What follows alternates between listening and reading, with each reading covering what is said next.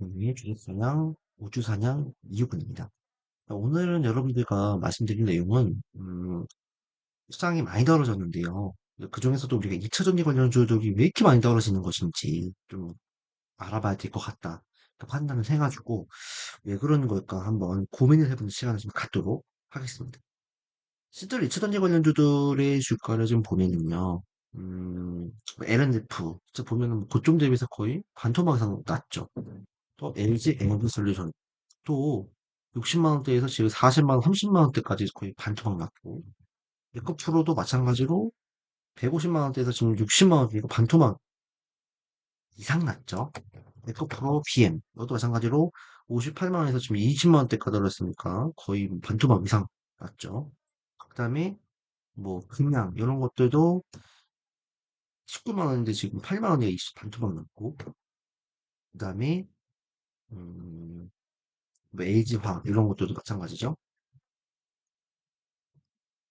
사실은 모든 종목들이 다 지금 20, 30%, 40% 손실이 나고 있는데, 특히 2차 전지 관련주들은 고점 대비해서 지금 거의 50에서 거의 뭐 7, 80%까지 떨어진 그런 상황들입니다. 그래서 도대체 이거 왜 이렇게 많이 떨어지는 걸까? 그런 생각들을 좀 여러분들도 드실 거고, 실제로 2차 전지 관련주들에 지금 투자를 하신 분들도 이렇게 많을 거라고 생각을 하기 때문에 이 이슈를 좀 짚어보고 가는 게 맞겠다라고 생각을 합니다. 일단은요, 2차 전지 관련주들이 떨어진 이유가 무엇일까 다양하게 좀 고민을 해봤는데요. 첫 번째는 일단은 뭐 시장 경제 문제예요. 경제 문제. 무슨 거냐면 전기차의 수요가 급증하기 시작했던 거는 사실 이제 보조금 문제도 있었고, 또 그다음에 얼리 어답터라고 하는 어떤 뭐 이른바 뭐 혁신적 소비자라고 할 수 있는 그런 새로운 걸 접해보고 싶은 사람들, 이런 분들이 있었어요. 근데 거기다가 2020년에 코로나를 겪으면서 많은 유동성, 그다음에 또 금리, 저금리, 거기다가 또 보조금 확대, 이런 문제들 때문에 전기차 수요가 급증한 부분에서 전기차 수요가 급증했고, 전기차뿐만 아니라 일반 내연기관차도 급증을 했어요. 많은 사람들이 막 코로나 때 막 힘들 거라고 막 해가지고 어려운 상황이었지만 막상 지나고 보니까 정부에서 막 돈도 많이 풀고 금리도 막 엄청 낮아지고 또 보조금도 늘어. 그러니까 캐피탈 금리도 싸니까 차를 바꾸자. 그러니까 내연기관차도 많이 바꾸는데 이게 보니까 지금 뭐 지금도 화두지만 기후변화 문제로 화두를 두고, 그죠? 그러니까 내가 차를 바꾸고 싶은데 지금 기후변화가 심각하고 환경이 오염되고 지구가 아프다 하네. 그러니까 이참에 조금 내가 전기차로 바꿔볼까 하다 보니까 전기차 수요가 늘어났다는 측면이 분명 있어요. 그렇기 때문에 전기차 수요가 늘어나는 측면이 분명히 있거든요. 근데 이때는 경제가 그래도 좋았던 거예요. 실질적으로 안 좋아했지만 코로나 때문에 자영업자들은 힘들었지만 이동성의 문제, 저금리, 보조금 이런 걸로 보니까 너무나 좋은 거고, 거기다가 딱 그것도 명분이 되잖아요. 기후변화. 딱 캐치프라이즈가 되잖아요. 나는 전기차 오너야. 왜? 나는 기후변화를 막기 위해서 전기차를 샀어. 얼마나 또 멋있어 보여. 또 이렇게 까오가 있어 보인다고 하잖아요. 그러니까 전기차를 산 사람들이 많았어요. 그리고 어쨌든 간에 그 당시만 해도 전기차에 대한 그런 사실 뭐 충전소가 많지는 않았지만, 뭐 그때 당시만 해도 뭐 이슈가 됐었어도, 충전 이슈가 됐었어도 감당할 수도 있었긴 했고, 그 경제 이슈가 있었는데, 지금은 뭐예요? 지금은 뭐예요? 반대로 유동성 줄어들었죠? 금리 고금리죠? 보조금 축소된다고 나가죠? 그러니까 이런 상황에서, 그러면 경기는 뭐? 경기 침체간다고 하죠. 그러면 전기차가 눈에 보이면 안 보이죠. 그러니까 전기차 수요가 줄 수밖에 없고, 당연히 배터리 수요도 주는 거 아니야? 계속적으로 혁신적인 성장을 할 거라고 하는데, 이러다가 배터리 수요 주는 거 아니야? 전기차 수요 주는 거 아니야? 재고 쌓이는 거 아니야? 이런 생각이 들 수밖에 없는 거죠. 그러다 보니까 2차전지 관련주들이 당연히 주춤거릴 수밖에 없다. 이런 상황에서 기후변화가 보여요? 보이죠? 기후변화? 내가 알 바야? 이런 사람들 생기기 시작하는 거죠. 그런 문제가 생기기 시작했다. 그렇게 볼 수 있겠군요. 두 번째는, 음, 뭐 계절적인 요인도 충분히 있어요. 지금 제전지 관련주에 떨어지는 이유도 이 계절적인 부분인데, 왜냐면은 전기차의 주행거리인데, 그 주행거리가 일반적으로 500에서 600km까지 간다고 하잖아요. 근데 사실 겨울철 되면 히터 많이 틀고 또 배터리 방전이 될 수도 있고 효율성이 떨어지게 돼 있어요. 그러다 보면 배터리 주행거리가 500km, 600km 간다고 해도 실질적으로 실제로 겨울철에 주행하면 떨어진다고 막 뉴스에 나오잖아요. 그러니까 전기차가 결국 좋은 건가? 이런 회의감이 들 수밖에 없는 거죠. 그러니까 전기차를 바꾸려고 하는 사람들도 고민이 되기 시작하는 거예요. 그리고 앞으로 더 이제 혁신적인 소재나 배터리가 나오게 되면 차라리 그걸 바꾸는 게 낫지 않을까? 지금은 뭐 LFP라고 하는 저가형 배터리라든지 또 500km, 600km 이상이 나올 수 있는 어떤 그런 뭐 800km 이상이 나올 수 있는 배터리가 나오면 그때 바꿀까? 라고 하는 그런 지연 수요가 발생할 수 있는 거예요. 그러다 보니까 약간 전기차나 2차 전지 배터리 수요가 주는 거 아니야? 재고 쌓이는 거 아니야? 그런 문제가 생길 수 있다는 점 있겠고. 세 번째는 레깅 효과라고 하더라고요. 레깅 효과. 음, 이걸 레깅 효과라고 하는데, 레깅 효과는 뭐냐면 이런 거예요. 이제 뭐 표현으로는 이렇게 얘기를 하더라고요. 원재료 투입 시차 효과라고 합니다. 어떤 거냐면 SOL이나 SK이노베이션이라는 정유회사에서 지금 10월 26일 기준으로 지금 이제 뭐 WTI 그 가격이 지금 1배럴에 거의 85달러 왔다 갔다 하는 상황이에요. 근데 한 달 뒤에 예를 들어서 이스라엘 팔레스타인 전쟁이 확대가 되고 막 이란이 개입하고 미국도 막 개입을 하기 시작해서 유가가 갑자기 85달러에서 160달러까지 올라갔어요. 한 달 만에. 그러게 되면 SOA나 SK 이노베이션이 10월 26일자 기준으로 1배럴을 85달러로 샀는데 이게 다음 달 한 달 뒤에 170달러가 됐어요. 그러면 어떻게 되는 거예요? 정유사 입장에서는 한 달 전에 산 그 원유가 시차로 인해서 무려 85달러 이상의 어떤 마진을 확보할 수 있는 재고자산의 어떤 마진이 발생하는 거죠. 그걸 우리가 렉 효과라고 하고 반대로 85달러를 샀는데 다음 달에 갑자기 이스라엘 팔레스타인이 이제 악수를 했어요. 손잡 이제 화해하자. 그래서 갑자기 유가가 50달러까지 떨어졌어. 그러면 뭐 반대로 시차로 인해서 원재료에 대한 시차로 구입에 대한 시차로 인해서 손실을 보는 거죠. 이걸 영 레깅 효과라고 하는데 제가 이걸 왜 말씀을 드리냐면 실제적으로 실제적으로 니켈이 대표적으로 전기차에 들어가는 배터리에 들어가는 이제 소재인데 보시면 2021년, 2020년까지는 뭐 그러다 치는데 2022년도에 니켈을 물론 이거 장기 계약을 하다 보니까 뭐 2020년, 21년도에 막 20년치, 30년치를 구매한 경우도 충분히 있어요. 근데 22년에 구매한 경우도 있을 거잖아요. 그러면은 그때 당시에 만약에 거래한 가격으로 샀다고 하면 지금의 기준으로 봤을 때는 반토막이 났기 때문에 결론적으로는 배터리 소재 업체 입장에서는 2022년도에 샀다고 하면 지금 이 니켈에 대한 어떤 평가 손실, 재고자산의 평가 손실이 발생할 수밖에 없다. 그렇게 봐야 되는 거죠. 그러니까 실질적으로 재고자산에 대한 평가 손실도 있지 않을까. 그런 부분들도 충분히 제기할 수가 있는 거예요. 그래서 레깅 효과라는 부분이 나올 수 있다. 이렇게 말씀을 드릴 수 있을 것 같고. 네 번째는 캐즘이라고 하죠, 캐즘. 이거는 뭐, 마찬가지, 언어는 마찬가지인데, 캐즘이라고 하는 건데, 이거는 이제 그런 지질학적 용어라고 합니다. 땅이 갈라진 거대 틈이라고 말을 하는데, 이 경제적으로는 어떤 신제품이 출시가 되면, 한창 얼리어답터들이 사가지고 수요가 늘어났다가, 이제 얼리어답터들이 쓰면서 느끼는 거예요, 이제. 아, 생각보다 별론데? 괜히 샀네? 아, 괜히 샀어. 내연기관차 살 걸. 하이브리드 살 걸. 이렇게 되면서 사람들한테 알려지기 시작하면서 결론적으로 수요가 정체되거나 줄어든 현상을 우리가 캐즘이라고 해요. 처음에는 딱 신제품 나오면 막 사람들이 신기하니까 막 사요.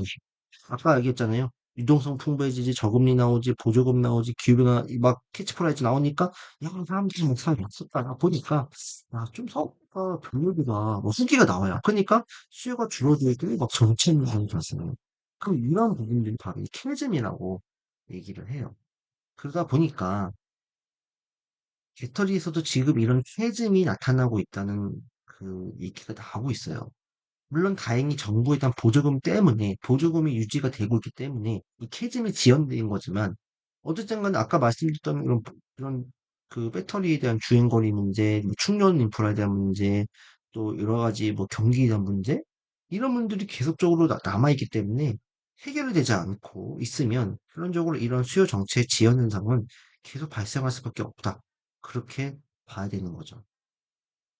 그리고 이 배터리에 대한 어떤 혁신적인 기술, 예를 들면은 뭐, 우리가 뭐, 실리콘 인버터 배터리라든지, 또, 하이니켈 배터리라든지, 그런 것들을 가서 실질적으로 좀 전기차에 대한 단가가 또 낮아지고, 또 배터리 주행거리가 길어지면 참 좋은 현상인데, 지금 우리나라 같은 경우는 문제가 되는 게 뭐냐면, LFP 배터리를 막 쓴다고 하잖아요. LFP 배터리는 중국에서 많이 제조하는 배터리인데, 되게 그러니까 화재 위험성은 낮은데 배터리 주행거리가 굉장히 떨어지는 거예요. 그러니까 많이 못 가요. 그러니까 맨날 자주 충전해야 되는 상황이 발생하는 거거든요. 그러니까 이렇게 되면은 굳이 내가 뭐 이런 LFP 배터리를 사야 되나? 근데 전기차 배터리 업체들은요, LFP 배터리를 좋아할 수밖에 없어요. 왜냐면은 그래야지 어 저가형 전기차를 만들 수가 있거든요. 양산할 수가 있거든요. 근데 사람들은 지금 다 어려운 경제가 어렵고 뭐 전기차 문제 자꾸 제기하니까 싼 가격으로 자꾸 제시를 할 수밖에 없는데 기존에 있는 어떤 일반적인 배터리로 우리가 만들다 보면 삼원기 배터리 그런 NCM이라든지 이런 걸 만들다 보면 단가가 안 나오는 거죠. 그래서 전기차 업체들도 지금 고민인 거고, 자층인 일반적인 소비자들도 약간 조금 굴뚝하는 모습이 벌어지는 그런 상황이다. 라고 보시면 될 것 같습니다. 그러면 여기다가 하나 더 추가할 게 있어요. 바로 뭐냐면, 내연기관의 분야예요. 내연기관의 분야. 이거는 무슨 말이냐면, 독일하고 일본. 이게 사실은요, 전기차는요, 배터리만 있으면 돼요. 극단적으로 말해서 배터리 모터.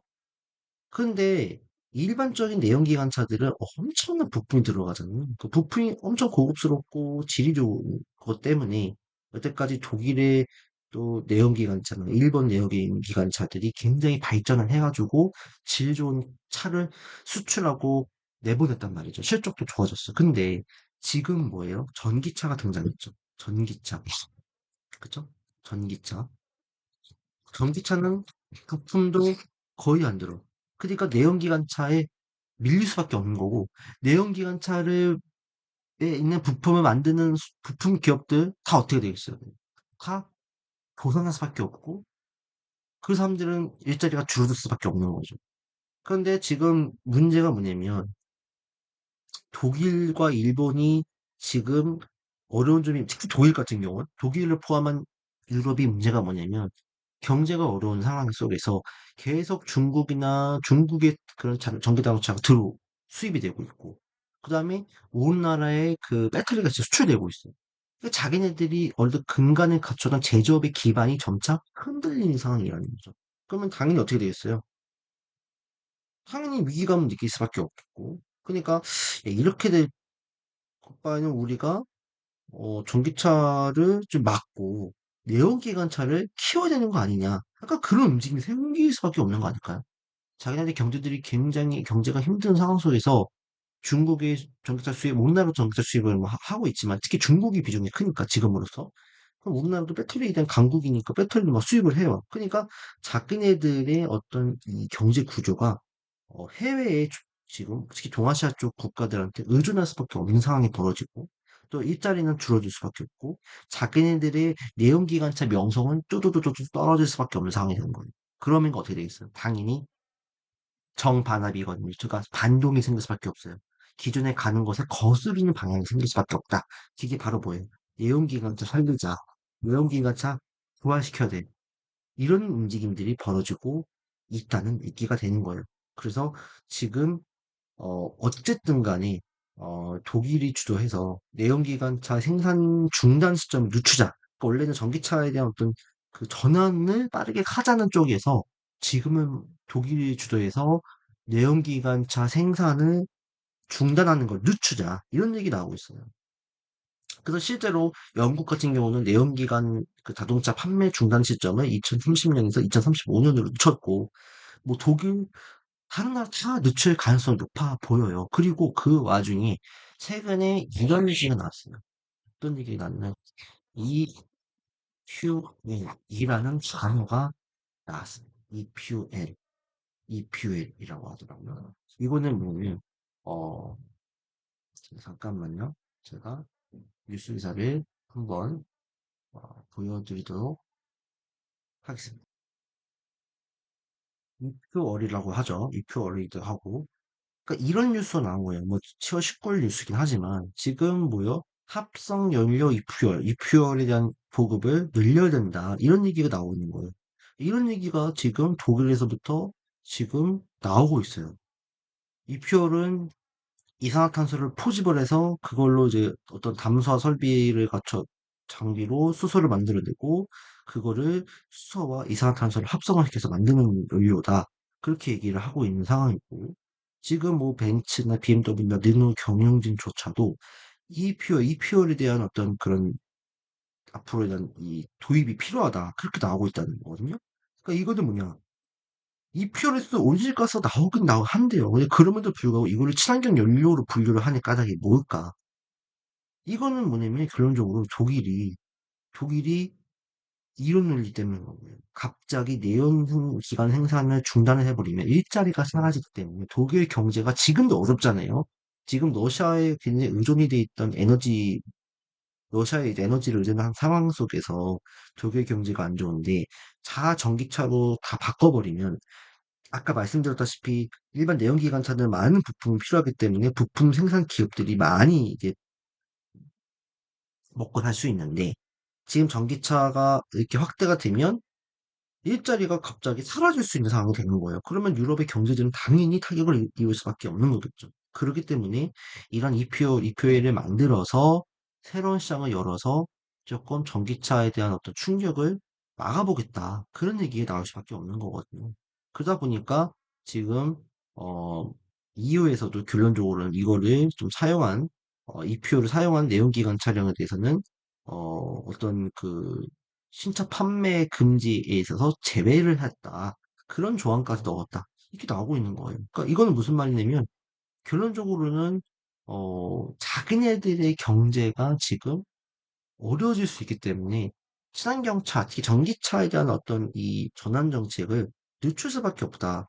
그러니까 유럽이 적극적으로 전기차 쪽으로 전환을 해가지고 간다고 한 게 아니라 전기차를 늦추거나 내연기관을 연장해야 된다라는 얘기가 나오고 있기 때문에 당연히 전기차 업체나 또 2차전지 업체 입장에서는 악재가 될 수밖에 없는 거죠. 왜냐면 전기차 점유율 확대는 충분히 많이 확대할 수 있는 어떤 여력은 있어요. 근데 유럽에서 이렇게 전기차에 대한 어떤 이 거부감이라든지 하는 움직임들은 결론적으로 좋지 않다는 거죠. 그런 부분도 충분히 저는 2차전지나 이런 전기차 업체들의 악재가 될 수 있겠다. 그런 부분이라고 할 수 있을 것 같아요. 그래서 이런 부분들 때문에 2차전지 관련주들이 특히 많이 빠지지 않았을까 그런 부분도 있습니다. 뭐 그 밖에 여러 가지 다른 이유도 충분히 있을 것 같긴 해요. 근데 어쨌든 이런 부분들 때문에 2차전지 관련주들이 참 힘을 못 받는 상황이고 더 많이 빠진 것도 있고 그다음에 주가 자체가 또 많이 올라간 측면도 있어요. 그러니까 거품에 대한 부분도 있기 때문에 그리고 어떤 특정한 인물 뭐 금양서 이제 재직하셨던 박순혁 이사님 필두로 해서 그런 분들이 또 이차전지에 대한 어떤 붐을 만들어줬기 때문에 그런 어떤 거품에 대한 효과 이런 것들도 있었고 그래서 이런 것들 종합을 하다 보니까 특히 이런 배터리 이차전지 관련주들이 많이 빠지지 않았나라고 생각을 합니다. 어쨌든 간에 2차전지 관련주들이 많이 빠졌을 수밖에 없었던 이유들 알아봤고 그러면 저는 2차전지 관련주들을 무조건 부정적으로 보냐 그렇진 않아요. 앞으로 2차전지 관련주들은 성장성이 충분히 있어요. 근데 아까 말씀드렸잖아요. 제가 뭘 말씀드렸죠? 주가는 결국에는 기대감이 반영이 되기 시작하거나 실적이 잘 나오기 시작해. 그러니까 기대감이 있어서 이 산업에 대한 기대감이 반영이 되면 올라가요. 올라가는데 이게 기대감이 떨어지고 있는 상황에서 여기서 뭐가 나와야 돼? 실적이 좋아져야 돼. 실적이 좋아지거나 모멘텀이 발생을 하면 주가는 다시 이렇게 올라가요. 올라갔다가 떨어졌다가 반복을 하다가 본격적으로 산업이 정말 혁신적으로 또 개화가 되거나 발전이 되거나 강력한 모멘텀이 생기게 되면 큐 주가는 이렇게 올라가는 거예요. 올라가는데 중요한 건 뭐예요?